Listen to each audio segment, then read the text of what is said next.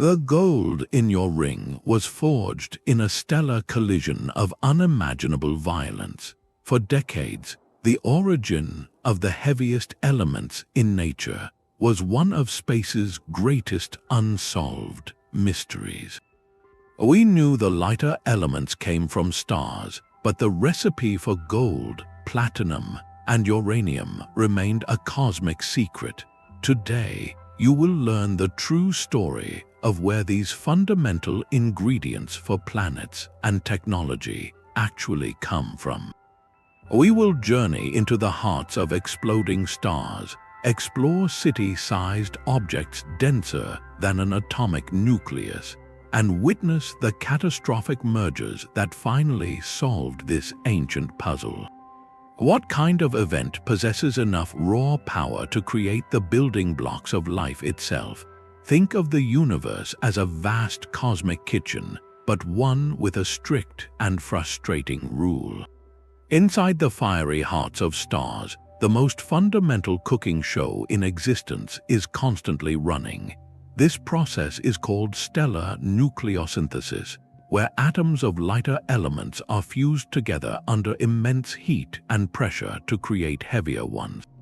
It is the original source for nearly every atom in your body, in the ground beneath you, in the air you breathe. The late, great astronomer Carl Sagan captured this beautifully when he said we are all made of star stuff. It is a poetic and scientifically profound truth. This kitchen operates on a simple principle: fusion releases energy. A star like our Sun spends billions of years peacefully fusing hydrogen, the lightest element, into helium. That released energy is the sunshine that warms our planet. For more massive stars, the menu expands. As hydrogen runs low, the core contracts, heats up even further, and begins fusing helium into carbon and oxygen. Then carbon fuses into neon, neon into oxygen, and so on, each step creating a new, heavier element layered like an onion within the star. This chain continues all the way up the periodic table to iron. And here at iron, the peaceful cooking stops. Iron is a cosmic dead end. Fusing iron atoms does not release energy, it consumes it. It is like trying to keep a fire burning by throwing waterlogged logs onto it. The star's internal furnace sputters and fails. For a modest star like our Sun, this is a relatively gentle conclusion. In its final act, it will puff its outer layers into space, a beautiful planetary nebula, scattering newly cooked carbon and oxygen across the galaxy. These are the essential ingredients for future planets and, potentially, life. But for a truly massive star, the end is far more dramatic. When its iron core grows too large, it catastrophically collapses in a fraction of a second, then rebounds in a titanic supernova explosion. This violent death blasts a rich cocktail of elements, from carbon and oxygen all the way up to iron, across interstellar space. So these stellar kitchens and their explosive finales seed the galaxy with the ingredients for rocky worlds, oceans, and living things. Yet, if you look at your periodic table, everything beyond iron remains unexplained. Where did the gold, the platinum, the uranium come from? The peaceful life and even the violent death of a star cannot create them. This leaves us with a glaring question. What kind of event possesses conditions so unimaginably extreme that they can forge the elements that stars cannot? This brilliant stellar factory, for all its power, is ultimately doomed by a single, unbreakable rule of physics. Deep within its core, as it meticulously builds elements one by one, it is marching toward an invisible wall. That wall is iron. To understand why, we need to peer into the heart of the atom itself. Every atomic nucleus has a property called binding energy, which is essentially how tightly its protons and neutrons are glued together. If you plot this binding energy for all the elements, you get a curve that rises steeply, peaks at iron, and then gently slopes downward. Iron 56, a specific isotope, sits right at the very top of this mountain. It is the most stable, most tightly bound nucleus in all of nature. This has a profound consequence for our star. Fusing elements lighter than iron, like hydrogen into helium, releases energy because you are moving up the slope toward greater stability. That released energy is the star's power source, the outward pressure that holds back the crushing force of its own gravity. But to fuse anything heavier than iron, you must go downhill on that curve. You are trying to build a less stable nucleus from a more stable one, and that requires an enormous input of energy instead of releasing it. So when a massive star finally builds an iron core, its central engine simply stalls. The fusion furnace sputters out. With no energy being generated to push outward, gravity wins instantly and catastrophically. In a matter of milliseconds, the iron core, which can be as massive as our entire sun, collapses inward. This is the trigger for one of the universe's most spectacular events, a core collapse supernova. The outer layers of the star come crashing down, then rebound off the incredibly dense core in a shockwave of unbelievable violence, blasting the star apart. This explosion is so energetic that it can briefly fuse some elements beyond iron in the searing heat of the blast wave. We have seen this in action. In 1987, a star in a nearby galaxy went supernova. Astronomers named it Supernova 1987A, and their observations confirmed it was indeed creating new, heavy elements like radioactive cobalt. But here is the puzzle. The amounts it produced were just a tiny fraction of what we see scattered throughout our galaxy. The supernova, for all its terrifying might, is not the universe's primary heavy element factory. It contributes, but it cannot be the whole story. This leaves us with a tantalizing and powerful question. If the colossal energy of a supernova is not quite sufficient to cook up the universe's gold and platinum in bulk, what kind of event could possibly be more extreme? The answer must lie in an environment even more chaotic, even more dense, and flooded with the key ingredient the supernova lacked, an overwhelming abundance of free neutrons. The answer lies in the universe's most extreme state of matter. When a massive star explodes in a supernova, its core does not simply vanish. If that leftover core is between about 1.4 and 3 times the mass of our Sun, gravity crushes it into something so unimaginably dense it defies everyday logic. This is a neutron star. To grasp its density, picture a single sugar cube. If you could somehow fill that tiny cube with material from a neutron star, it would weigh as much as an entire mountain here on Earth. Every single teaspoon of its substance contains more mass than every human being alive combined. This staggering density arises because the gravitational collapse is so complete it overpowers the very structure of atoms themselves. In a neutron star, the immense pressure smashes electrons into protons, fusing them into neutrons. The entire object, often no wider than a city, becomes a colossal atomic nucleus, a seething ocean of neutrons packed shoulder to shoulder. The discovery of these objects was a monumental moment in astronomy. In 1967, a young researcher named Jocelyn Bell Burnell noticed a strange, repeating signal in her radio telescope data, a pulse so precise it seemed almost artificial. She and her supervisor, Anthony Hewish, had discovered the first pulsar, a rapidly spinning neutron star beaming radiation like a cosmic lighthouse. Bell Burnell later reflected on the profound nature of the find, noting it opened a new window into studying matter under conditions we could never replicate on our planet.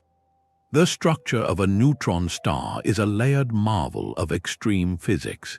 Its surface is a crystalline crust of iron, but just beneath lies one of the universe's strangest substances. Under pressures millions of times greater than Earth's core, atomic nuclei are squeezed into long, thin shapes that physicists whimsically call nuclear pasta, resembling spaghetti or lasagna sheets. Deeper still, we enter the liquid core, a superfluid sea of neutrons where our current laws of physics are stretched to their breaking point. These objects are not just dense, they are dynamic powerhouses. They can spin hundreds of times per second. Their magnetic fields are a quadrillion times stronger than Earth's, and their gravity is so intense it bends light around them. We can see their effects vividly in the Crab Nebula, the expanding cloud of gas from a supernova that Chinese and Arab astronomers recorded in the year 1054. At its heart spins a pulsar, the remnant core of that exploded star, still rotating 30 times every second and energizing the entire nebula around it. So we have our ultimate ingredient, an object made almost entirely of free neutrons, the essential building blocks for creating heavy elements. But a solitary neutron star is just a stockpile of potential. It is stable, locked in its own immense gravity. This brings us to the pivotal, inevitable question. What happens when two of these incredibly dense, city-sized objects are drawn together by gravity? A cosmic dance of the dead begins. Two neutron stars, the dense remnants of long-vanished stars, can become locked in a gravitational embrace. They orbit one another in a system so tightly bound that the entire binary could fit inside our Sun. This is not a static pairing, it is a slow, inevitable spiral toward oblivion. As these incredibly massive objects circle each other, they stir the very fabric of space and time, creating ripples that travel outward at the speed of light. These are gravitational waves, a prediction made by Albert Einstein's theory of general relativity over a century ago. He described gravity not as a force, but as a curvature in space-time, and theorized that accelerating massive objects would send out waves in that curvature, much like a boat moving through water creates ripples. For decades, this was just a beautiful mathematical idea, seemingly impossible to detect. But the universe provided the perfect laboratory. In 1974, astronomers Russell Hulse and Joseph Taylor discovered a binary pulsar, two neutron stars where one was a pulsar sending out incredibly regular radio pulses. By meticulously tracking these pulses for years, they noticed the stars' orbits were decaying, getting closer together by a tiny, precise amount exactly matching the energy loss predicted if they were emitting gravitational waves. It was the first indirect but stunningly conclusive proof that Einstein was right, earning them a Nobel Prize. This slow, relentless loss of energy is what seals the fate of these systems. Over hundreds of millions of years, the orbit shrinks, the dance accelerates, and the final spiral quickens from a stately waltz to a frantic terminal rush. How do such doomed pairs form in the first place? There are two primary cosmic pathways. The first is the most common. Two massive stars are born together as a binary. They live their lives one after the other, each eventually exploding in a supernova. If the explosions are not too violent to kick the stars apart, you are left with two neutron stars in orbit, a testament to a partnership that survived two stellar deaths. The second pathway is more chaotic. In the crowded cores of ancient star clusters, single neutron stars can be thrown together by gravitational interactions, dynamically captured into a new, often highly elliptical, binary dance. Regardless of their origin story, their destiny is the same. From an initial separation of perhaps 1,000,000 kilometers, they inch closer year after year, century after century, their orbital period shortening from hours to milliseconds. As these stellar corpses draw their final, fateful circles, what phenomenal release of energy and matter awaits at the moment of impact? The final milliseconds are a crescendo of destruction. As the neutron stars, each a city-sized mass with the gravity of a sun, close to within a few hundred kilometers, tidal forces become overwhelming. Their crystalline iron crusts, already under unimaginable strain, begin to crack and shatter. Long, spiraling tendrils of neutron-rich matter are pulled from their surfaces, forming beautiful, luminous tails that arc through the diminishing space between them. This is the moment of tidal disruption, where the objects cease to be distinct spheres and begin to merge into a single, catastrophic entity. Numerical relativists, the scientists who use the world's most powerful supercomputers to simulate these events, describe it as a problem of staggering complexity. You must account for Einstein's theory of general relativity to model the warped spacetime, the laws of hydrodynamics to track the fluid motion of this nuclear matter, and the intricate details of nuclear physics to understand how the particles themselves behave. As one researcher put it, it is like trying to simulate the most violent whirlpool imaginable, but where the water is a superfluid that also obeys the rules of quantum mechanics and bends the very grid you are using to calculate it. The collision itself is not a simple splash. When the cores finally meet, they can form a hypermassive neutron star, an object so dense and hot it is temporarily stabilized by its incredibly rapid rotation. This object may live for only a few hundred milliseconds before it, too, collapses under its own weight to form a black hole. But in that fleeting cosmic heartbeat, the true alchemy happens.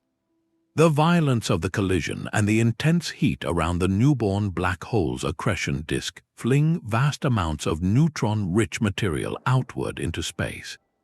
This ejection happens through several key mechanisms. The first is the dynamic ejector, the material ripped away during the initial tidal disruption. This matter is extremely dense and neutron-rich, shot out in those elegant spiral arms you see in simulation visualizations. The second comes from winds driven off the searingly hot accretion disk of debris swirling around the central object. These winds are laced with neutrons. In some cases, if the merger also powers a short gamma-ray burst, jet-driven outflows may contribute as well. In total, several Earth masses worth of this exotic, neutron-packed material can be hurled into the void at speeds approaching a significant fraction of light speed. This is the raw feedstock for creating the heaviest elements, but a cloud of free neutrons is not gold or platinum. So how does this ejected material, this expanding fog of nuclear ingredients, transform over days and weeks into the stable, solid elements we eventually mine from the Earth? This is where the universe's most frantic assembly line roars to life. Within the expanding cloud of neutron-rich ejector from a merging pair of neutron stars, conditions are perfect for a phenomenon called the rapid neutron capture process, or R process for short. The concept was first outlined in one of the most important papers in astrophysics, published in 1957 by Margaret Burbidge, Geoffrey Burbidge, William Fowler, and Fred Hoyle. Their work, often called the B2FH paper, systematically described all the ways elements are forged in stars, and within it they identified the need for a process where atomic nuclei were flooded with neutrons so quickly they could not keep up. They wrote that such a process would require an environment of extremely high neutron density and temperature, a place where nuclei could be bombarded before they had a chance to radioactively decay. A neutron star merger provides exactly that. Here is how it works. In this hot, dense soup, a seed nucleus, perhaps a bit of iron left over from the star's original crust, finds itself surrounded by a sea of free neutrons. Because neutrons are neutral, they are not repelled by the positive charge of the nucleus, so they can simply be absorbed.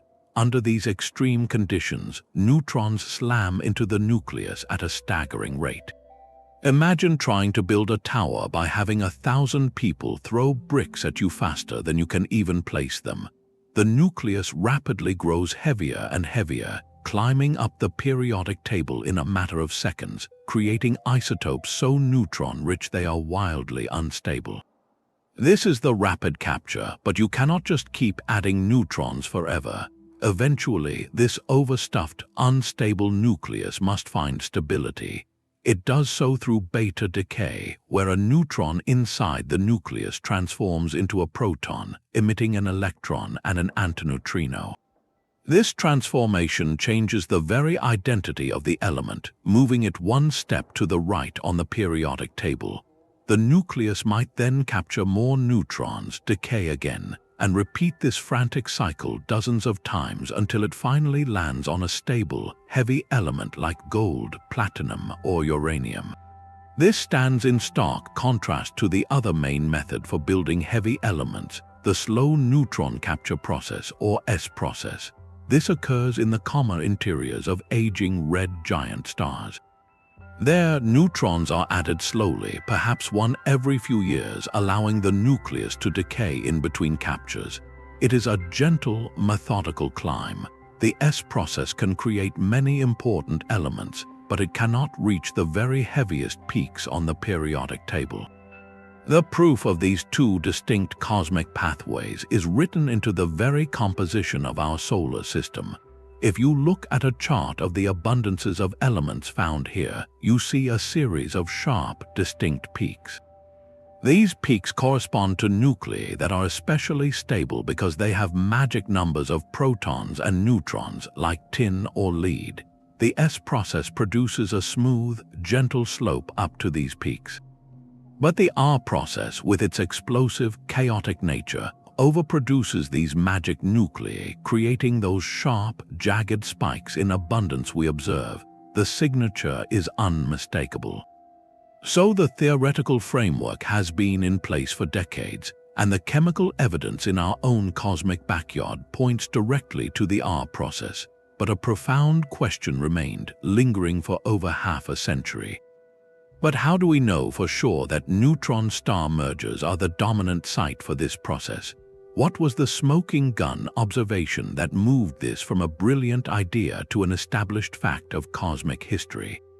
On August 17, 2017, the universe sent us a message in two languages at once. For the first time in history, humanity detected both gravitational waves and light from the same cosmic cataclysm. It was the dawn of multi-messenger astronomy, and the event was given a name, GW170817. The Gravitational Wave Observatories LIGO and Virgo recorded the distinctive chirp, a rising frequency that ended in a final, messy crash, signaling the merger of two objects each around 1.4 times the mass of our Sun. The signal was unmistakably from neutron stars, not black holes. Within 2 seconds, NASA's Fermi Gamma Ray Space Telescope detected a short, powerful flash of gamma rays from the same patch of sky.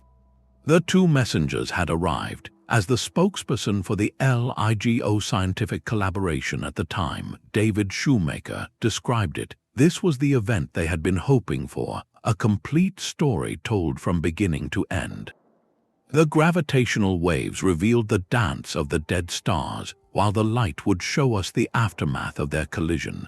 Astronomers around the world received automated alerts and swung every available telescope toward a faint, distant galaxy 130 million light-years away in the constellation Hydra. What they witnessed over the following days and weeks was the birth of a new kind of cosmic phenomenon, a kilonova. This is the glow from the radioactive debris ejected during the merger. As the cloud of neutron-rich material expanded and cooled, the unstable R process nuclei within it began to decay, releasing energy that heated the ejector and caused it to shine brightly across the entire spectrum. The evolution of this light was the smoking gun. Initially, the kilonova appeared blue and ultraviolet, hot from the rapid decay of the very lightest R process elements. But within a day, it rapidly reddened, shifting into the optical and infrared. This dramatic color change was the direct signature of lanthanides, a group of heavy, opaque elements that include things like neodymium and europium.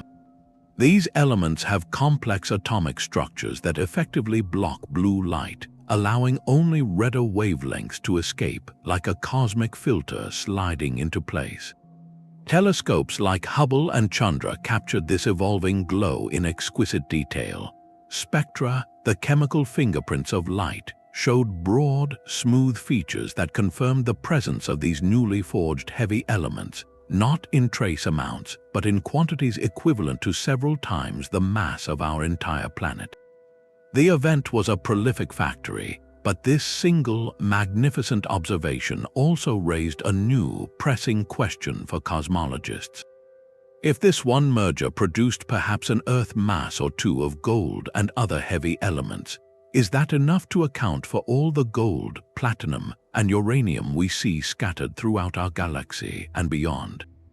Does the cosmic budget add up? The Kilonova is a new kind of cosmic beacon, 1,000 times brighter than a common nova but far dimmer than a supernova.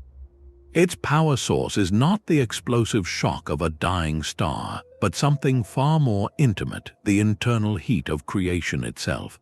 This transient glow is the direct, visible signature of the R process in action, a radioactive afterglow from the freshly forged heavy elements expanding into space. For decades, theorists like Li Xin Lai and Bohdan Paksinski had predicted such an event, a macronova, powered by the decay of neutron-rich material from a merger. They understood that if these mergers were ejecting matter, the unstable nuclei within it would not last. In the minutes and hours after the collision, these exotic isotopes begin a frantic journey toward stability.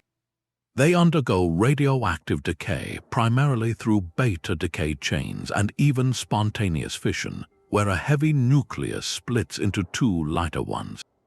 Each of these nuclear transformations releases energy, and that energy does not simply vanish. It is absorbed by the surrounding cloud of ejector, heating it from within like coals in a furnace. This internal heating is what causes the kilonova to shine so brightly across the electromagnetic spectrum. The characteristics of this glow are a direct window into the composition of the debris. The color and duration of the light tell a precise chemical story. If the ejected material contains large amounts of lanthanides, those heavy, opaque elements like neodymium and europium, the light behaves differently. Lanthanides have incredibly complex atomic structures that act as a thick fog, blocking blue and ultraviolet light very effectively. Only the redder, longer wavelengths can escape. This means a lanthanide-rich kilonova will appear redder and will fade more slowly as the trapped energy takes longer to leak out. In the historic event of August 2017, astronomers witnessed this textbook evolution in real time. The kilonova, designated at 2017 GFO, first appeared as a hot blue point of light. This was the signature of lighter R process elements decaying rapidly. But within a day, the color shifted dramatically toward red and infrared, a clear sign that lanthanides were forming and coming to dominate the ejector's opacity. The light curve, a graph of its brightness over time, perfectly matched the theoretical predictions for a radioactive cloud rich in heavy elements. This was not just confirmation, it was a detailed chemical assay performed across 130 million light-years. So if each merger creates a brilliant kilonova and seeds space with precious metals, a pressing question emerges for galactic accounting. How often do these catastrophic dances need to occur to explain all the heavy elements we find in our solar system, in ancient stars, and throughout the Milky Way? The numbers present a fascinating cosmic puzzle. We can estimate the total amount of gold, platinum, and other R process elements scattered throughout our galaxy, a vast treasure trove accumulated over billions of years. To determine if neutron star mergers are the primary source, we must perform some galactic accounting. This requires two crucial figures, the yield per merger and the galactic merger rate. Only then can we see if the math adds up. Cosmochemists provide a vital starting point. By studying ancient meteorites, the pristine leftovers from the formation of our solar system, they can measure the exact isotopic cocktail present in our cosmic neighborhood 4.6 billion years ago. This gives us a precise snapshot of the R process abundance at a specific time and place in the galaxy, a baseline for our calculations. From the other end, astrophysicists use the detailed observations of Kilonova, like the one from 2017, along with sophisticated supercomputer simulations, to estimate how much heavy material a single merger ejects. The consensus suggests a single event is remarkably prolific, forging the equivalent of several Earth masses of gold and other heavy elements. But a prolific factory is meaningless if it rarely operates. So, how often do these mergers happen? Estimates from gravitational wave data and studies of binary pulsar systems suggest the Milky Way might host a neutron star merger roughly once every 10,000 to 100,000 years. When you multiply a yield of several Earth masses by a rate of one merger every few tens of millennia over the galaxy's 13 billion-year lifetime, the numbers begin to align beautifully. Mergers appear capable of producing the bulk of the heaviest elements we see, yet the universe rarely offers a single, simple answer. Some astrophysicists propose that other cataclysmic events could also host the R process. One leading alternative is the Magnetorotational supernova, an exceptionally rare type of stellar explosion where a rapidly spinning, highly magnetic core collapses. The resulting maelstrom could also generate the necessary neutron flood. Another candidate is the collapsar, the collapse of a particularly massive, fast-spinning star directly into a black hole, which might power neutron-rich outflows. The debate is visualized in theoretical graphs that compare predicted galactic production rates from these different sources against the observed abundances. Often, neutron star mergers sit comfortably within the required range, while other sources might contribute a smaller, though potentially significant, fraction, especially for certain elements. This leaves us with a reflective question. Given the inherent uncertainty in these cosmic rates and yields, what other astronomical messengers could help us pin down the true contribution of mergers? The answer may lie in broadening our search to other types of catastrophic collisions, events that could further illuminate this elemental mystery. But the cosmic menu for forging heavy elements may have an even more exotic, more destructive special. The ultimate gravitational predator, a black hole, can also find itself in a fatal dance with a neutron star. Picture a neutron star, that city-sized ball of degenerate matter, locked in orbit with an object that represents the complete victory of gravity over all other forces. This is a black hole neutron star merger, a scenario where the very fabric of the neutron star is stretched and shredded by tides of unimaginable power. The question is not just whether these events occur, but whether they, too, can contribute to the galactic stockpile of precious elements. The answer depends entirely on a delicate balance of mass and spin. If the black hole is too massive, or if it spins too slowly, its event horizon is simply too large and too close. In such a case, the neutron star is swallowed whole, plunging into the darkness before it can be torn apart. It is a cosmic disappearance, leaving behind little more than a slightly more massive black hole and a faint gravitational wave chirp. But if the conditions are just right, if the black hole is less massive or, crucially, spinning rapidly, the story changes dramatically. In that scenario, the neutron star can be torn apart outside the event horizon. Tidal forces stretch it into a long, thin stream of ultra-dense matter, much of which forms a searingly hot, rapidly spinning disk around the black hole. From this turbulent disk, powerful winds can blow neutron-rich material back out into space, providing the raw fuel for the R process. Theoretical simulations show a breathtaking range of outcomes. In some models, the disruption is so complete it ejects more material than a typical neutron star merger, potentially creating an even brighter kilonova. In others, the black hole's gravity is so dominant that only a faint, fast-fading glow is produced. The gravitational wave signal itself holds clues to distinguish these events. The waveform from a black hole neutron star merger differs subtly from that of two neutron stars. The in-spiral phase is similar, but the moment of disruption, or the lack thereof, leaves a unique imprint in the data. If the neutron star is tidally disrupted, the gravitational wave signal does not cut off as abruptly as it would if the object were swallowed whole. Advanced detectors like LIGO and Virgo are now sensitive enough to look for these telltale signs. The first confirmed detection of such a merger came in 2021, an event named GW 2109-15. It was likely the merger of a black hole and a neutron star, though no accompanying flash of light, no kilonova, was definitively seen. This absence of light is itself a crucial data point, suggesting the neutron star may have been swallowed whole, leaving no debris to glow. So we stand at the threshold of a new era of discovery.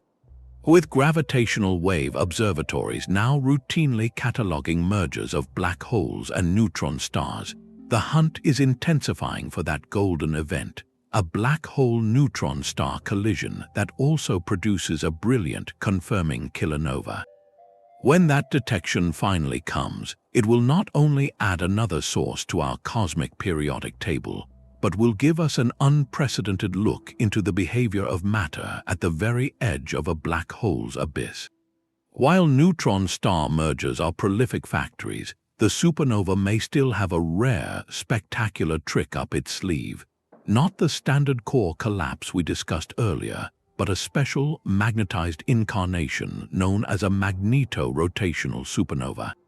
In this scenario, the collapsing core of a massive star does not simply form a quiet neutron star, but a newborn object spinning hundreds of times per second and possessing a magnetic field 1,000 trillion times stronger than Earth's, a magnetor. This object is a cosmic dynamo of unimaginable power. Researchers who model these exotic explosions on supercomputers describe them as some of the most energetic and complex events in the universe. The key lies in harnessing two immense forces, rotation and magnetism. As the proto-neutron star forms, its rapid spin and colossal magnetic field can work together like a gigantic engine. Twisted magnetic field lines anchored in the hot, dense matter can launch incredibly powerful jets or drive intense winds directly from the surface of the newborn magnetor. These outflows, screaming outward at near light speed, could potentially carry neutron-rich material from the inner layers into the surrounding space. If the conditions are just right, this material could be flooded with enough free neutrons to trigger a robust R process. The challenge, however, is achieving the necessary neutron density. In a classic supernova, the neutron-rich environment exists deep within the proto-neutron star, but the explosive shock typically ejects material from the outer layers. The magnetor mechanism offers a potential conduit to pull that deep, neutron-packed material up and out. The evidence for this remains highly theoretical, but astronomers look for clues in certain rare and brilliant stellar explosions. Some supernovae exhibit unusual, long-lasting light curves that cannot be explained by standard radioactive decay models. Their extraordinary brightness and slow fade have led scientists to propose that a central magnetor, spinning down and releasing its rotational energy over months, is pumping energy into the expanding debris. In a handful of cases, the spectra of these supernovae have shown puzzling features that some researchers interpret as potential signatures of newly forged heavy elements, though this interpretation is still debated. Could different cosmic catastrophes contribute to different parts of the heavy element spectrum, making the galactic inventory a blend from multiple sources? It is a compelling possibility. Mergers might dominate the production of the very heaviest elements like gold and uranium, while magnetorotational supernova could contribute a significant portion of lighter R-process elements like silver or palladium. The universe, it seems, may employ more than one method to fill its periodic table.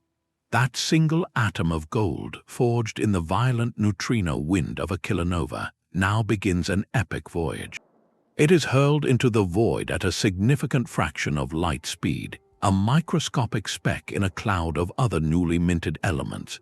For millions of years, this cloud drifts through the sparse interstellar medium, a lonely traveler in the vast galactic dark. But it is not alone. Over eons, it will encounter other clouds, other streams of gas enriched by different cosmic events, supernova remnants, stellar winds from aging giants. Slowly, through gentle collisions and the pull of galactic gravity, these disparate materials mix. This grand, gradual process is called galactic chemical evolution, the story of how the galaxy's elemental composition changes over time, one enrichment event at a time. To read this history, scientists become galactic archaeologists. They point their telescopes at the oldest stars in the Milky Way's halo, ancient relics that formed when the galaxy was young and pristine. These stars are cosmic time capsules. By analyzing the precise wavelengths of their light, astronomers can determine their chemical makeup. The oldest stars show almost no heavy elements.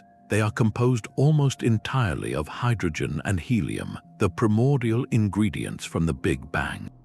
But slightly younger stars begin to show traces of heavier stuff. The pattern is a chemical fingerprint. Stars enriched primarily by core collapse supernova from short-lived massive stars will show a distinct signature of alpha elements like oxygen and magnesium. But when astronomers find ancient stars with significant amounts of europium or gold, elements that can only be made by the R process, they know they are seeing the direct imprint of an even rarer event from the deep past, likely a neutron star merger that polluted that star's birth cloud long ago. This mixing and enrichment cycle is the engine of complexity. After hundreds of millions of years, our atom of gold finds itself swept up in a giant molecular cloud, a cold, dark nebula light years across, seeded with the ashes of countless dead stars.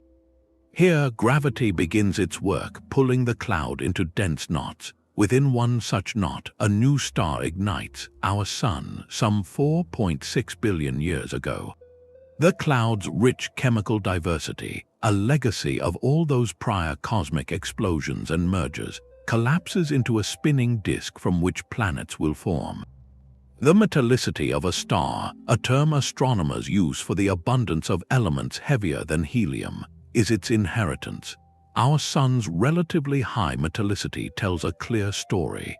It is a product of many, many generations of stellar life and death that came before, a beneficiary of galactic chemical evolution over billions of years. The proof is locked in stone that fell from the sky. Within certain ancient meteorites, the oldest solid objects we can touch, scientists find microscopic grains that predate the solar system itself. These presolar grains, condensing in the outflows of other stars or in the ejecta of explosive events, carry exotic isotopic signatures. Among them are grains enriched in R-process isotopes, tiny, physical pieces of evidence that the cloud that birthed our solar system was sprinkled with material from at least one neutron star merger in the distant past. So, does this mean the gold in Earth's crust originated in a neutron star merger that occurred billions of years before our planet formed? The chain of evidence is powerfully compelling. That atom was forged in a cataclysm, scattered across space, mixed into a cosmic cloud, and then delivered to the nascent Earth as it coalesced from the dusty disk. The gold in a wedding band or a circuit board is not just a metal. It is a tangible artifact of one of the most violent and beautiful events in the universe, a messenger from a time before our world even existed. The chemical history of the galaxy is written in starlight, but to read it you must find the oldest books in the cosmic library. Scattered throughout the halo of the Milky Way are ancient, faint stars that formed over 12 billion years ago when the universe was in its relative infancy.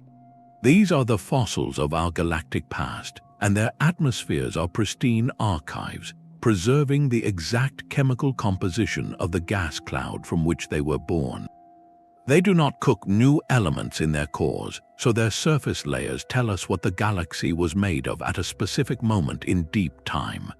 Astronomers call these relics metal-poor stars, where metal is their shorthand for any element heavier than helium.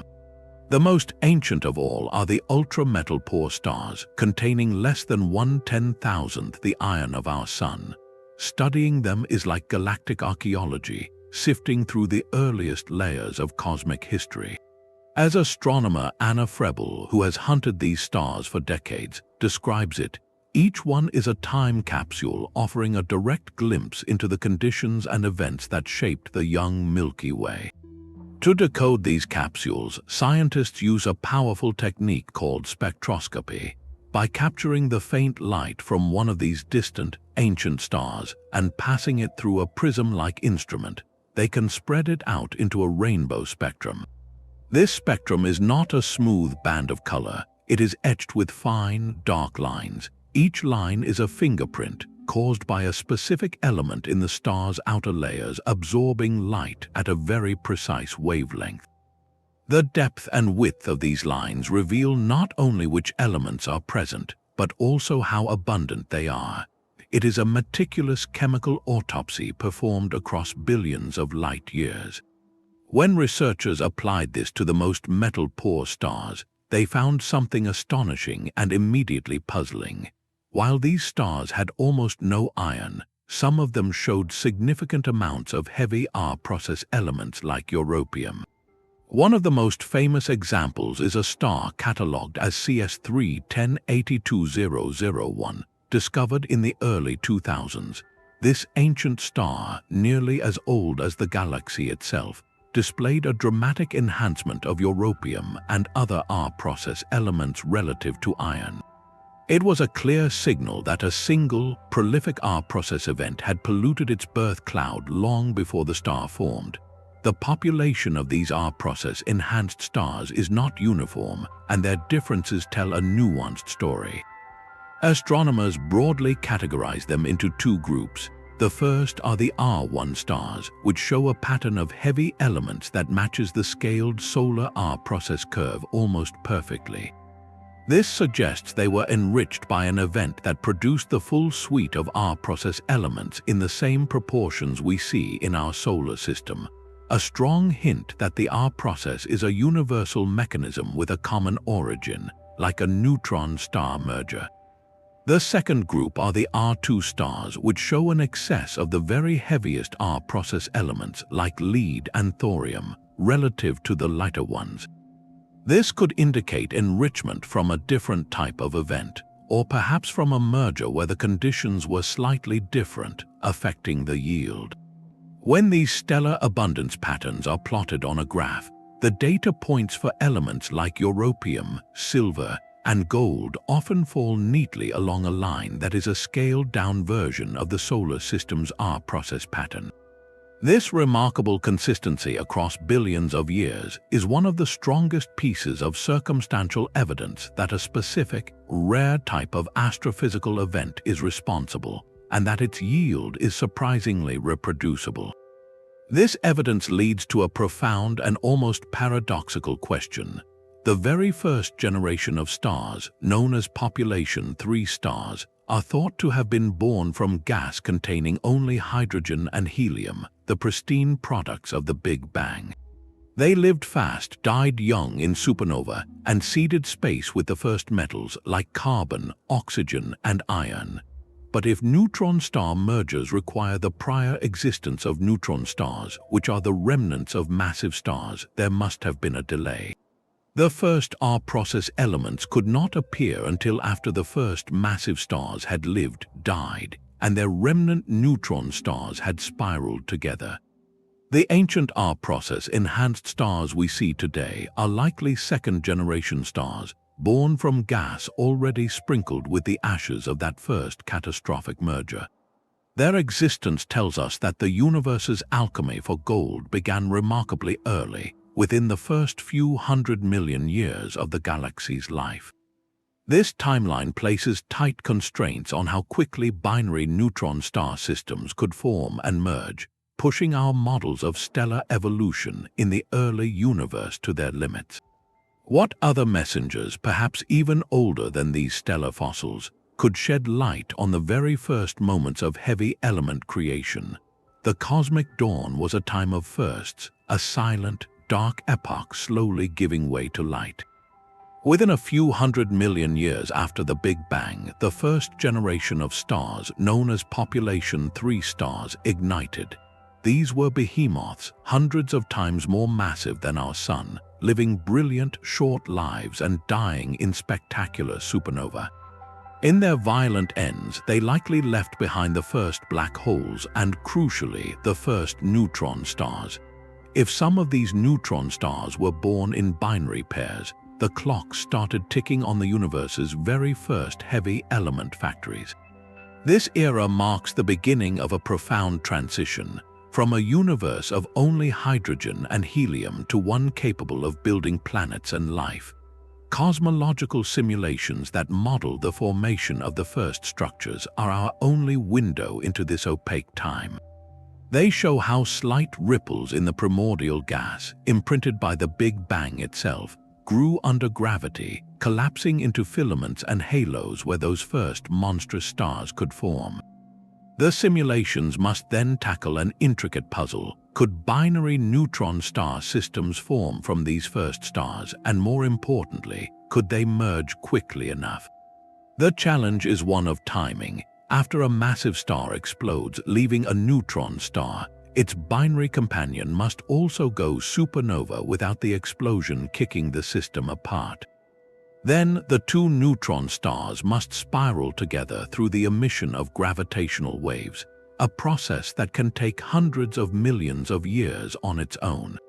To explain the heavy elements we see in the most ancient stars of our galactic halo, some mergers needed to happen incredibly fast, perhaps in as little as 100 million years. This pushes astrophysical models to consider exotic scenarios in the early universe, such as stars forming in extremely tight binaries or within dense stellar clusters, where dynamical interactions could hasten a merger. The impact of even a single early merger would have been transformative. Imagine a bubble of hot, enriched gas, laced with newly forged gold, platinum, and uranium, expanding into the pristine hydrogen and helium of the young cosmos. This bubble would not be uniform, it would create a patchwork of enrichment. Some regions of gas would remain pristine, destined to form the next generation of metal-poor stars. Other pockets touched by this cosmic pollution would have their chemistry forever altered, becoming the birthplaces of those R-process-enhanced stars we observe today. This patchwork explains the stunning chemical diversity we see even among ancient stars and in the faint dwarf galaxies that orbit the Milky Way, some of which show wild variations in their heavy element content, as if they were seeded by just one or two catastrophic events in their distant past. Simulation snapshots visualize this beautifully, showing vibrant, intricate webs of dark matter with luminous knots of early star formation, and around them faint, colored halos representing these spreading bubbles of enriched material, the first chemical fingerprints in a blank canvas. This leads us to an almost philosophical question for observers.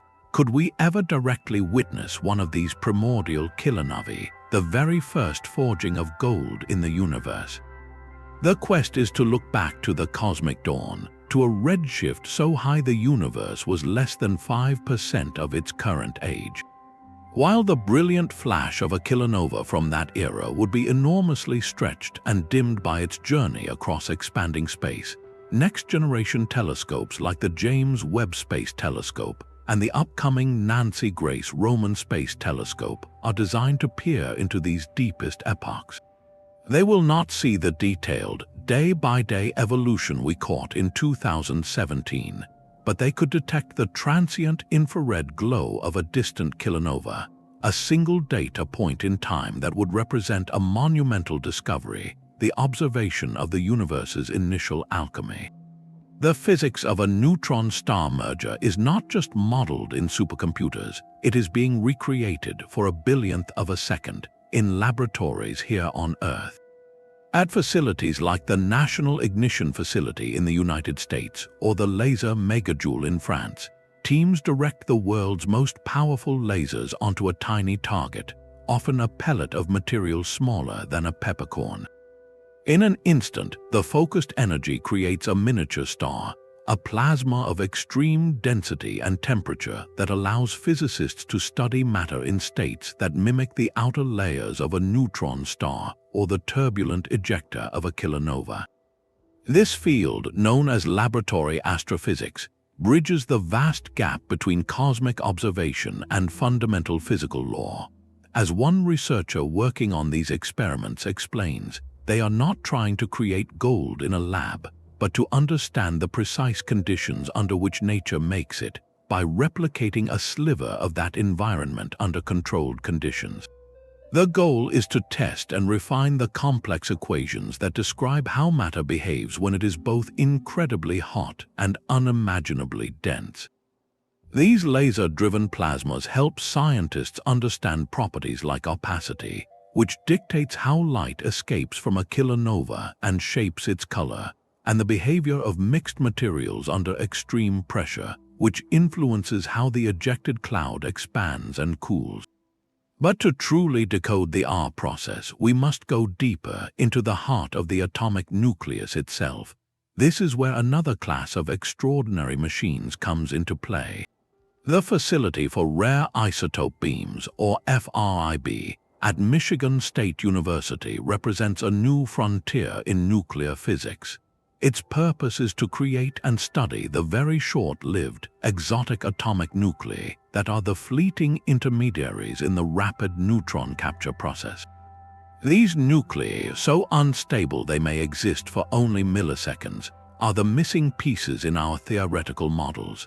As the director of FRIB has stated, they are building the tools to explore terra incognita on the nuclear chart, regions of extreme neutron richness that have never been experimentally accessible before. The facility works by accelerating a stable beam of atoms to near light speed and smashing them into a target. The collision fragments the nuclei, producing a zoo of rare isotopes, which are then separated and steered into experimental stations. Here, physicists can perform precision measurements on these ephemeral species. They determine their masses with exquisite accuracy, measure how likely they are to capture another neutron, and clock their radioactive decay rates. Each of these properties is a critical number in the R process recipe. For instance, the neutron capture cross-section tells us how readily a specific nucleus will grab a free neutron in the chaotic merger environment. If this probability is higher than previously estimated, that nucleus acts like a bottleneck, changing the flow of the entire reaction chain. A single revised measurement can dramatically alter the predicted final abundance of an element like platinum or neodymium in supercomputer simulations of a merger. Before these experiments, nuclear theorists had to rely on extrapolations from known, stable nuclei to predict the properties of unknown, unstable ones. Now, with data from facilities like FRIB, they can anchor their models in real measurements, reducing the uncertainties that have long clouded our understanding of cosmic nucleosynthesis. The synergy is profound. Astronomers observe the light from a kilonova and identify which heavy elements are present, while nuclear physicists measure the properties of the nuclei that created that light, allowing theorists to build a complete, self-consistent story. As our techniques for creating and probing these extreme states of matter improve, what once seemed like an intractable cosmic mystery is gradually being brought into the realm of testable science. To truly understand what happens in the fleeting moments of a neutron-star merger, we must build a digital universe inside a machine. This is the realm of computational astrophysics, where some of the world's most powerful supercomputers are tasked with a simulation of staggering complexity. The goal is to model a collision that unfolds over mere milliseconds, yet involves physics that operates across scales from kilometers down to subatomic particles. It is a problem that requires a multi-physics approach, a term scientists use to describe the need to solve several fundamental sets of equations simultaneously.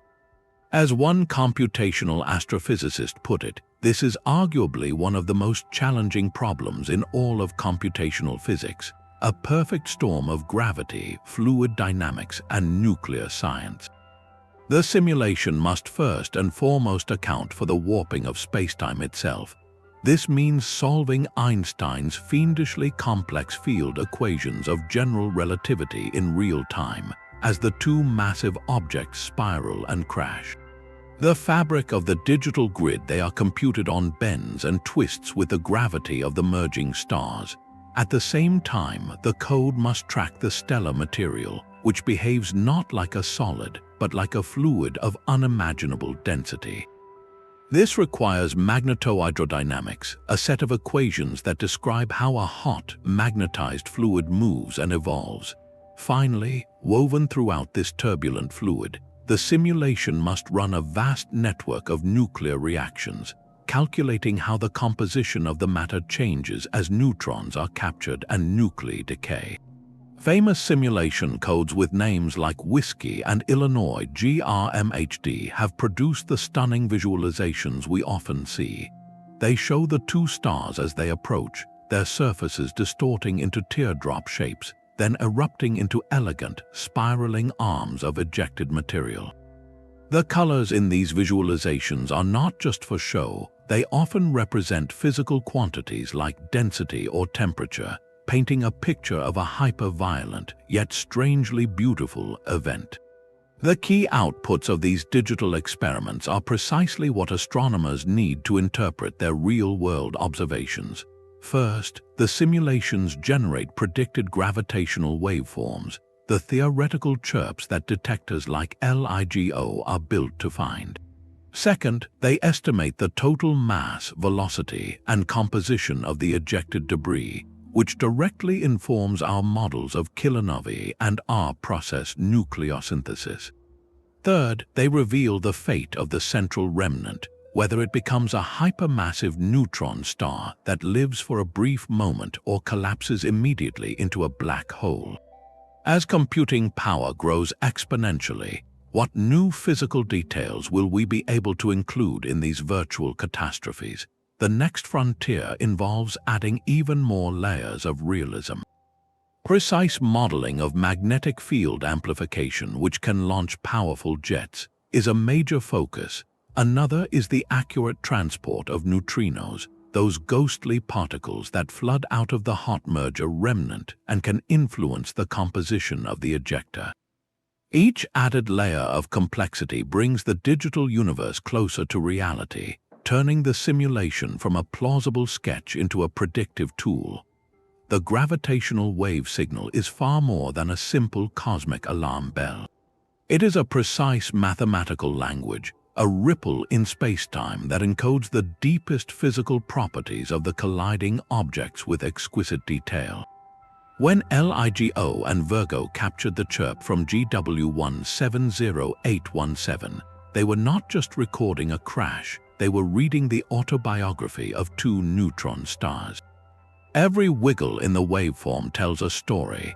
The slow, steady increase in frequency during the long in-spiral phase reveals the masses of the stars with incredible accuracy. Their orbital dance also imprints information about their individual spins, how rapidly they were twirling like cosmic tops. But perhaps the most tantalizing piece of data comes from a subtle effect called tidal deformation. As the neutron stars drew closer, their immense gravity stretched each other, causing a slight but measurable deviation from a perfect point mass orbit. The degree of this stretching, the tidal deformability, is a direct probe into the star's internal structure, how soft or stiff its ultra-dense matter is. As a member of the LIGO scientific collaboration explained, measuring this is like squeezing a mysterious cosmic stress ball from a billion light years away. By seeing how much it squishes, we learn what it is made of. This property is governed by the equation of state, a fundamental physics relationship that describes how matter responds to pressure at densities far beyond anything we can create on Earth. It is the ultimate puzzle for nuclear physicists. Does the core of a neutron star contain exotic particles like hyperons or free quarks, or does it remain a soup of neutrons all the way down? The gravitational wave data from that one event immediately ruled out many of the stiffest theoretical equations of state, telling us that neutron stars are relatively compressible, that their matter yields more easily to extreme pressure. This was a monumental constraint, narrowing decades of speculation. The phasing of the waveform is a direct test of Einstein's general relativity in the most dynamic, strong field regime imaginable. The inspiral perfectly matched his predictions over a century old, but the very end of the signal, the moment of merger and what comes after, holds even greater secrets. In GW170817, the signal became messy and was lost in noise right at the moment of collision. This is the post-merger signal, a potential treasure trove of information. If we could detect it clearly with future, more sensitive observatories, it would tell us the ultimate fate of the merged object. Did it immediately collapse into a black hole, or did it form a hypermassive neutron star that survived, spinning wildly for hundreds of milliseconds before its final collapse? That brief existence would ring spacetime like a bell, emitting gravitational waves at characteristic frequencies that are unique fingerprints for the equation of state. Current detectors are on the cusp of hearing this signal. Next-generation observatories, like the planned Cosmic Explorer and the Einstein Telescope, will have the sensitivity to pick out these post-merger oscillations clearly.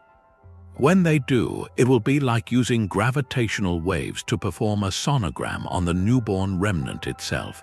Looking at a plot of the actual GW170817 waveform, you can see the clean, rising chirp of the inspiral, and then the sudden cutoff where our current instruments lose the thread. That blank space on the graph is not an ending, it is an invitation. What secrets about the fundamental nature of matter at nuclear density are still hidden within the gravitational wave signals we have yet to detect? The next chapter of this cosmic detective story will be written by a new generation of eyes on the sky. In the late 2000s, the Vera Rubin Observatory in Chile will begin a monumental 10-year survey called the Legacy Survey of Space and Time.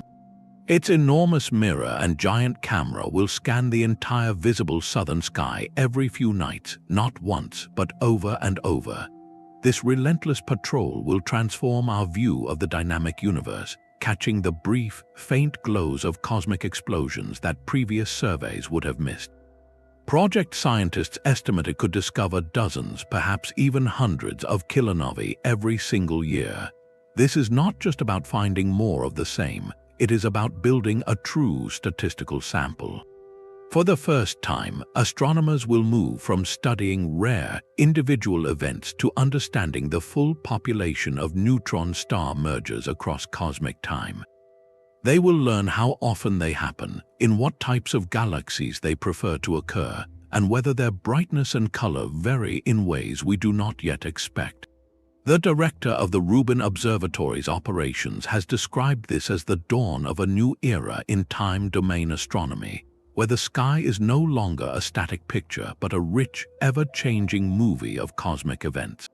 The strategy is a symphony of coordinated observation. When the Rubin telescope's automated software flags a new, fading point of light as a potential Kilonova candidate, alerts will flash to astronomers and robotic telescopes worldwide within minutes. Rapid follow-up is crucial, as the color and brightness of a kilonova change dramatically over mere hours. Large ground-based telescopes equipped with powerful spectrographs, like the future extremely large telescope with its 39-meter primary mirror, will swing into action. An artist's concept shows this colossal instrument perched on a mountain peak, capturing the faint, reddened light from a kilonova in a distant galaxy and splitting it into a detailed spectrum, revealing the exact chemical fingerprints of the newly forged elements. Simultaneously, a fleet of other observatories will monitor the event across the electromagnetic spectrum. The Nancy Grace Roman Space Telescope will provide exquisitely sharp infrared eyes from orbit, crucial for seeing through the dust in distant galaxies and catching the reddened light of lanthanide-rich ejecta. In space, instruments like the planned European Athena X-ray Observatory will probe the hot, shocked gas surrounding the merger site. And on the ground, the Cherenkov Telescope Array will search for flashes of extremely high-energy gamma rays, potentially revealing the physics of the relativistic jets that might accompany the collision. This coming flood of data promises more than just confirmation. It promises surprise. With this new network of observatories scanning the sky with unprecedented speed and depth, what surprising new classes of transients or deviations from our current models might we discover?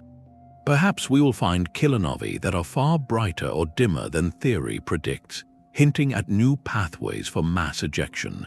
We might catch the signature of a black hole tearing apart a neutron star, finally witnessing the light from that elusive hybrid event.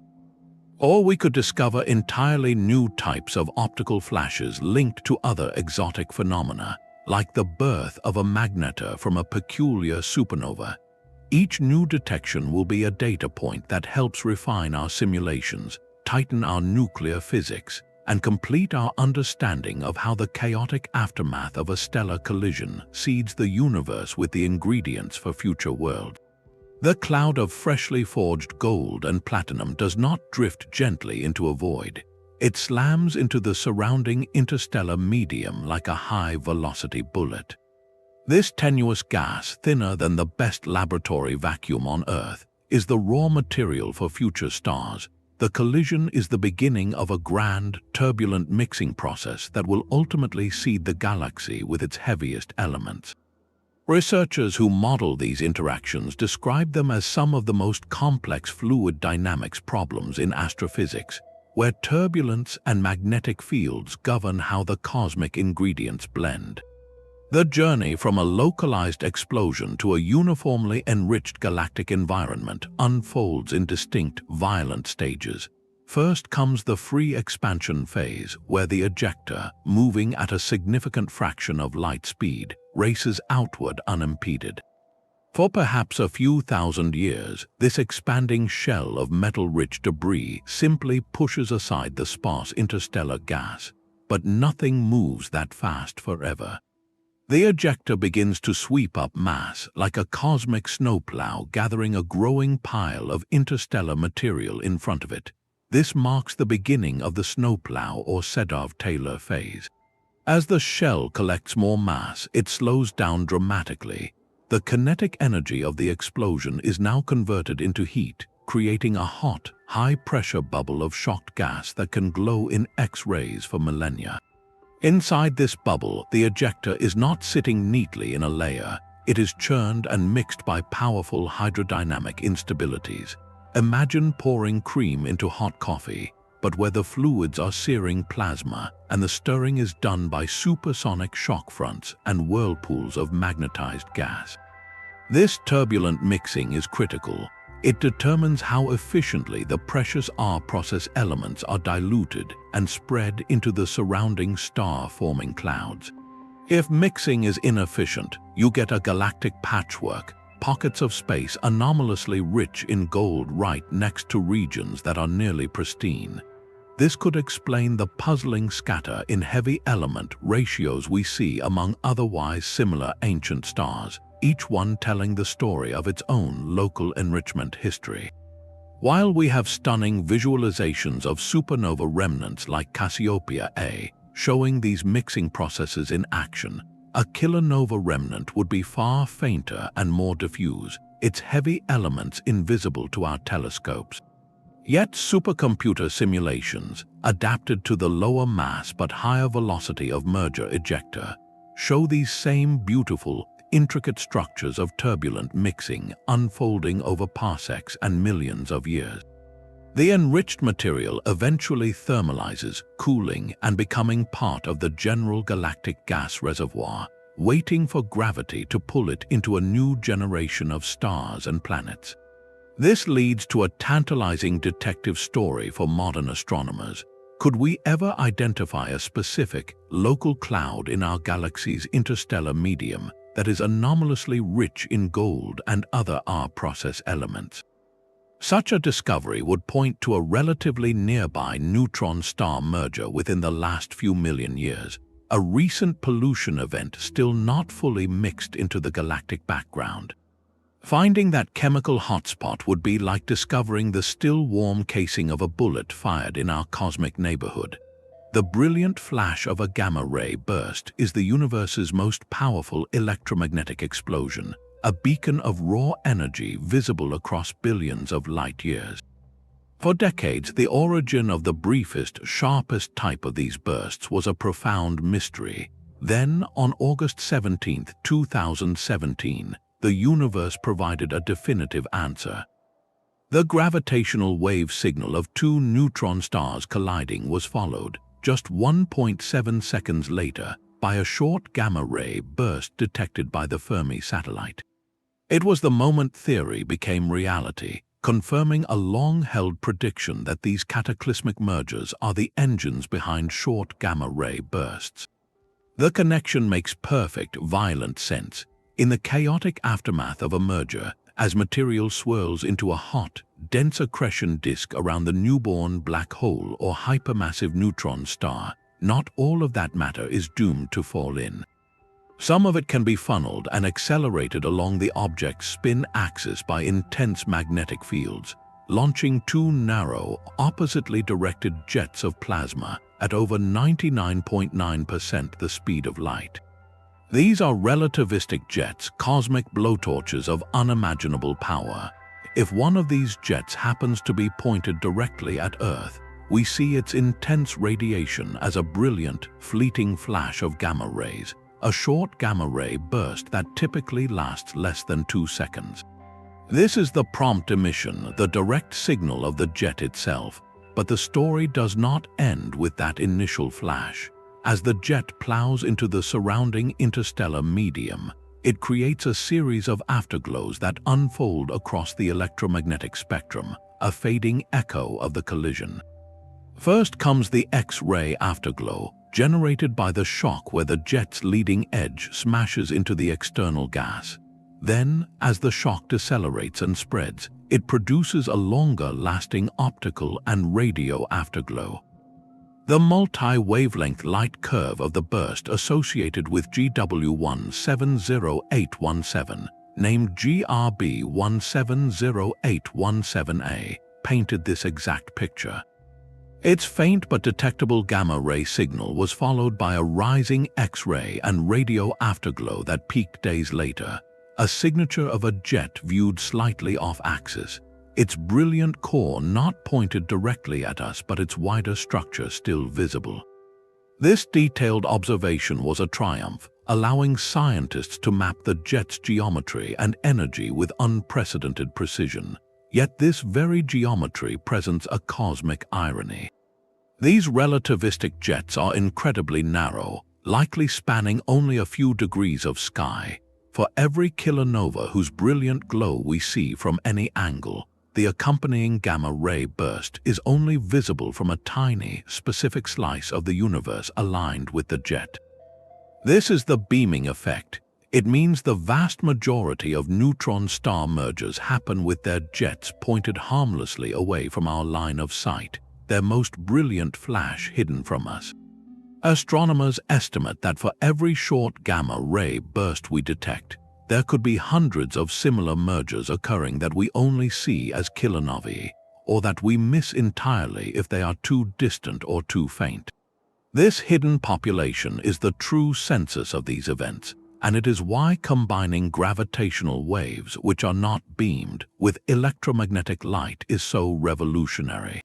The gravitational waves tell us a merger happened regardless of orientation, while the light, if we can see it, tells us the detailed story of its aftermath. The confirmed link between mergers and short gamma-ray bursts does more than solve one mystery. It opens a new window into some of the most extreme physics in the cosmos, from the launch of relativistic jets to the behavior of matter at the threshold of a black hole. The immediate aftermath of a neutron star collision holds one of the greatest remaining unknowns. In the heart of the expanding debris cloud, what object was born from the merger?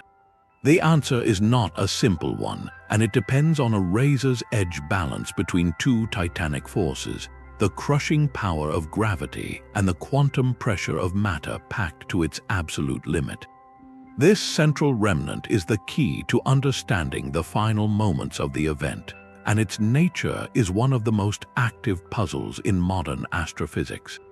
Two primary fates are possible, dictated by the total mass of the system and the poorly understood equation of state of neutron star matter, which describes how it resists compression. If the combined mass is below a critical threshold, the merger may produce a hypermassive neutron star. This is a city-sized object so incredibly dense that it should collapse into a black hole instantly, yet it is temporarily saved by its own frantic spin. Rotational energy provides an outward force like a cosmic centrifuge, holding back gravity for a few hundred milliseconds, perhaps even longer. A slightly more stable version is called a supermassive neutron star, which might survive for hours or days before its spin slows enough for collapse. If the total mass is simply too great, however, no rotation can save it. The merger results in the prompt formation of a black hole, swallowing the wreckage of both stars in a fraction of a second. There is also a compelling middle path, a delayed collapse where a hypermassive neutron star shines briefly, powering the Kilonova and gamma-ray burst before finally succumbing to gravity and vanishing into a black hole. As one theorist working on simulations notes, the difference between these outcomes hinges on physics at densities we cannot replicate, making every gravitational wave signal and every flash of light a crucial clue. The electromagnetic signatures of these different remnants are starkly different. A long-lived neutron star would be a powerhouse. Its intense magnetic field and rapid spin would create a pulsar wind nebula, a bubble of high-energy particles that could produce a bright, persistent source of X-rays at the merger site for years or centuries. It would act like a continuous engine, pumping energy into the surrounding ejector long after the initial explosion faded. A black hole remnant, by contrast, would be a silent predator. Once it consumed the final scraps of the hot accretion disk, the region would grow dark and quiescent in X-rays, a quiet tomb marking the collision site. This is why astronomers have intently studied the location of the historic GW170817 merger. They have searched with powerful telescopes like Chandra for a persistent X-ray source that would signal a surviving neutron star. So far, the X-ray emission they see is consistent with the fading afterglow of the jet impacting surrounding material, not with a steady central engine. The absence of a bright, enduring signal strongly suggests the merger resulted in a black hole, either promptly or after a very brief delay. But the search continues because the answer is written in the light we collect over the coming decades. This leads to a fascinating speculative question.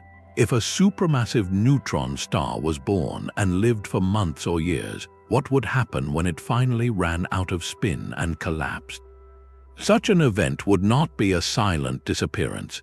The sudden loss of its powerful magnetic field and the final plunge of matter could produce a unique signal, perhaps a faint, sudden flash of X-rays or even a fast radio burst, a final cosmic sigh marking the end of an object that defied gravity for an eon.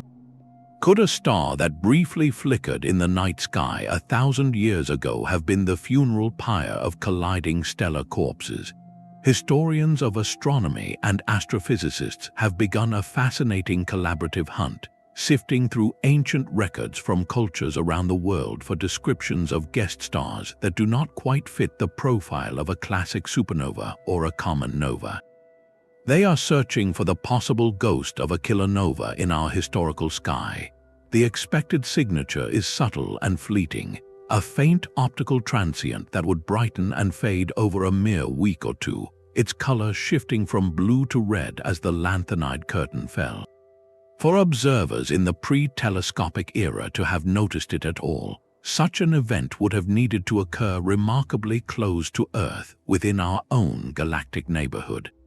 One compelling candidate is the mysterious guest star of the year 1181, recorded by Chinese and Japanese astronomers as appearing in the constellation Cassiopeia and remaining visible for about 6 months.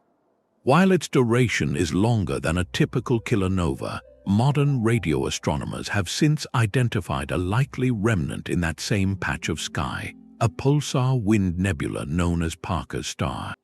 This suggests the event was indeed the death of a massive star, but likely a supernova that left behind a pulsar, not a definitive kilonova. The challenge is that without spectra or color descriptions, these ancient texts give us only brightness and position, leaving room for interpretation.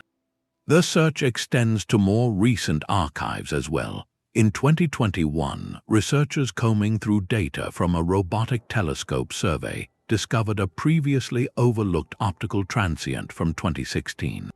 It was associated with a gamma-ray burst named GRB 160821b. The light curve and color evolution of this faint source were a near-perfect match for a kilonova model, a discovery made purely by re-examining old data with new understanding. This proves that kilonovae have been hiding in plain sight, their brief, modest glow overlooked in the glare of more dramatic cosmic explosions. It prompts a reflective question about our own era. With modern, all-sky surveys like the future Vera C. Rubin Observatory archiving a continuous, digital movie of the heavens, will astronomers a century from now be able to look back at our data and pinpoint the exact first, definitive kilonova humanity ever recorded, even if we did not recognize it at the time. Our observational legacy is becoming an eternal, searchable record, ensuring that even the most fleeting cosmic events will never be truly lost again. The rock in your hand is older than Earth itself. It is a carbonaceous chondrite, a primitive meteorite that has remained almost unchanged since the dawn of our solar system 4.6 billion years ago. Within its dark matrix are microscopic grains, presolar dust that drifted through interstellar space long before our sun ignited. But the true forensic evidence is locked at an atomic level, in the precise isotopic signatures of the heavy elements it contains. To read this evidence, cosmochemists use instruments of incredible sensitivity, like thermal ionization mass spectrometers. These machines can measure the mass of individual atoms, distinguishing between isotopes of the same element with a precision akin to finding a single specific grain of sand on all the beaches of the world. What they find are tiny, telling anomalies. For certain elements like neodymium and samarium, the isotopic ratios in these ancient rocks are not random. They match with stunning fidelity the pattern produced by the rapid neutron capture process. This is the chemical fingerprint of the R process, preserved in a time capsule from our solar system's birth. It proves that the cloud of gas and dust that collapsed to form our sun and planets was already richly seeded with the ashes of catastrophic stellar collisions. Even more telling are the ghosts of radioactive elements that have long since vanished. Some isotopes forged in those violent events were unstable. They were alive and decaying when the solar system formed, but their half-lives were short compared to the age of the solar system. They are now extinct, but their decay products remain as immutable testimony. One of the most significant is plutonium-244. With a half-life of 81 million years, any plutonium-244 created in the galaxy's early history would have decayed away billions of years ago. Yet we find an excess of its daughter products in meteoritic minerals. This is a smoking gun. It means fresh plutonium-244, an element made almost exclusively by the R process, was injected into our solar nursery just before it solidified. Another key ghost is iodine-129.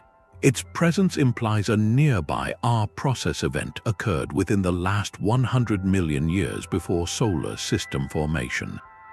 The data, when plotted on graphs of isotopic abundance versus decay time, creates a compelling narrative. It points toward what cosmochemists call the last-minute addition hypothesis. The story it tells is not one of gradual enrichment over billions of years, but of a singular, proximate cataclysm.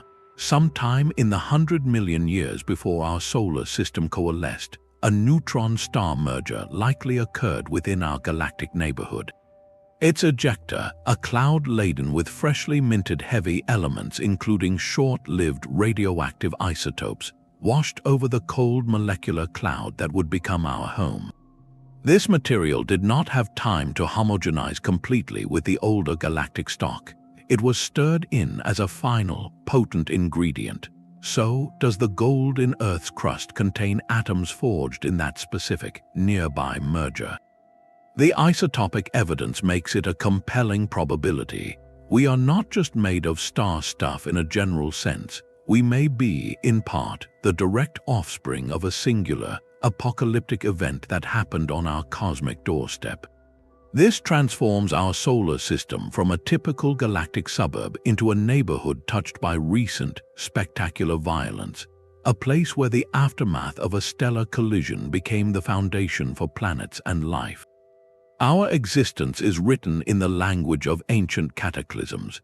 Every atom of oxygen in your lungs, every speck of carbon in your cells, was forged in the heart of a star. But the heavier elements, the gold, the iodine, the uranium that powers our cities, they demand a more violent origin story. This scientific understanding transcends mere data. It invites a profound philosophical shift in how we see ourselves.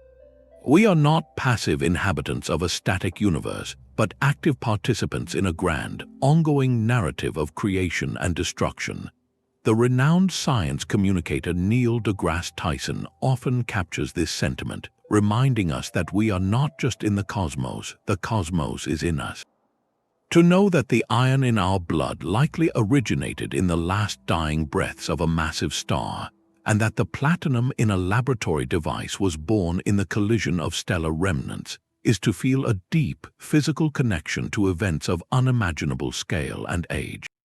It reframes our planet from a lonely, isolated rock to a collected monument, a museum built from the salvaged materials of cosmic violence. This perspective fosters a powerful duality, a blend of cosmic humility and profound significance. We are humbled by the scale of the forces required to assemble our basic ingredients, forces that dwarf human history and endeavor. Our entire civilization occupies a mere sliver of time on what astronomers call the cosmic calendar, a metaphor that compresses the universe's 13.8 billion year history into a single year. On this calendar, the Big Bang occurs at the first second of January 1st. Our solar system does not form until early September. All of recorded human history occupies the last few seconds of December 31st. Within this vast expanse, the neutron star mergers that seeded our galactic neighborhood with heavy elements were fleeting, midnight flashes in the cosmic dark, perhaps occurring in the galactic summer of this metaphorical year. Yet within that fleeting, unthinking violence lay the potential for everything we know. It cultivates a specific kind of curiosity, one that is not just about what is out there, but about what we are made of. Our drive to explore the heavens, to build telescopes that catch gravitational waves and analyze starlight, is in part a drive to understand our own genealogy. We are the universe attempting to understand its own reflection. This knowledge also sharpens our appreciation for the delicate, improbable chain of events that led to a stable, life-bearing world. For those heavy elements to end up here, they had to be forged, ejected, mixed across light years, incorporated into a molecular cloud, and then spared from being swallowed by a newborn star to instead become part of its orbiting planetary debris. Each step in that chain is governed by physical laws, yet the outcome feels like a story of incredible fortune. It underscores that our planet is not a default setting of the universe, but a rare and intricate achievement. This leads to a reflective and necessary question. In recognizing that our very atoms are souvenirs from apocalyptic events, how does it reshape our responsibility toward the fragile island of stability we have inherited? If Earth is a precious repository of ancient cosmic artifacts, assembled into a temporary haven of calm in a violent universe, then our stewardship of it gains a deeper, almost sacred dimension. We are not just tending to a habitat, we are caring for a unique collection of stellar and catastrophic history, a legacy that took billions of years to compile and deliver into our hands. This understanding does not provide easy answers for modern challenges, but it can instill a guiding ethos, a sense that preserving the delicate balances of our world is an act of honoring an epic cosmic journey that culminated against all odds in us. The story of gold begins with a cosmic failure, the moment a star's heart turns to iron and its furnace dies. It is a journey from the quiet limits of stellar fusion to the unimaginable violence of colliding stellar corpses. Forged not in life but in catastrophic death, the heaviest elements in nature are the signature of a universe that builds through destruction. This epic narrative, pieced together over decades, reveals a primary cosmic source, neutron star mergers, as the prolific foundries for elements like platinum and uranium. The evidence now converges from multiple frontiers, the ripples in space-time detected by gravitational wave observatories, the brilliant, reddening glow of Kilonova captured by telescopes, and the precise measurements of fleeting atomic nuclei in laboratories here on Earth. Together, they have solved one of space's great enduring mysteries.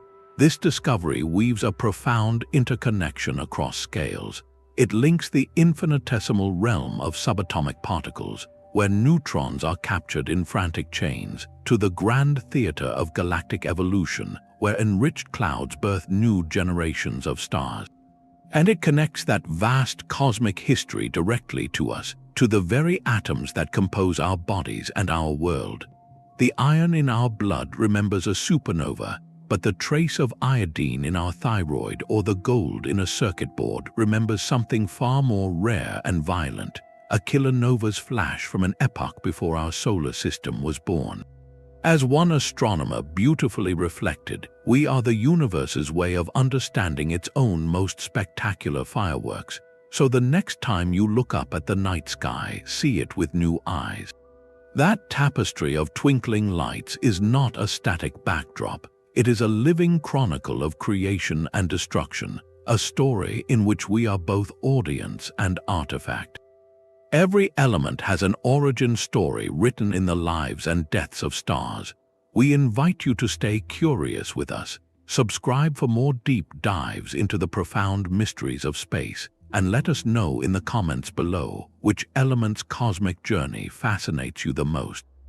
Is it the gold in ancient treasures, the uranium that powers discovery, or another piece of the periodic table with a story waiting to be told?